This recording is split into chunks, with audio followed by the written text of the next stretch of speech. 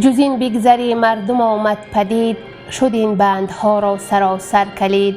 سرش راست بر شد چو سروی بلند، به گفتار خوب و خرد کاربند. پذیرنده هوش و رای و خرد، مرو را دد و دام فرمان برد. زی راه خرد بنگری اندک، که معنی مردم چی باشد یکه. مگر مردمی خیره دانی همه، جز این را ندانی نشانی همه. تو را از دو گیتی برآورده اند، به چندین میانجی بپرورده اند. نخستین فطرت پس این شمار، توی خویشتن را به بازی مدار. شنیدم ز دانا دگرگونه زین، چی دانیم راز جهان آفرین. نگه کن سرانجام خود را ببین، چو کاری بیابی بهی برگزین.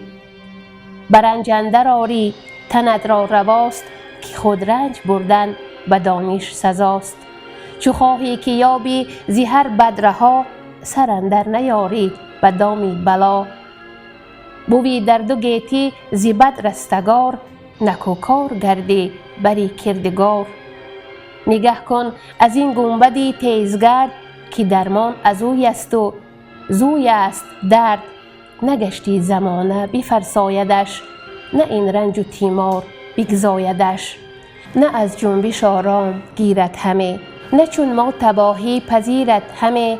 از او دان فزونی از او دان شمار، بد و نیک نزدیک او آشکار.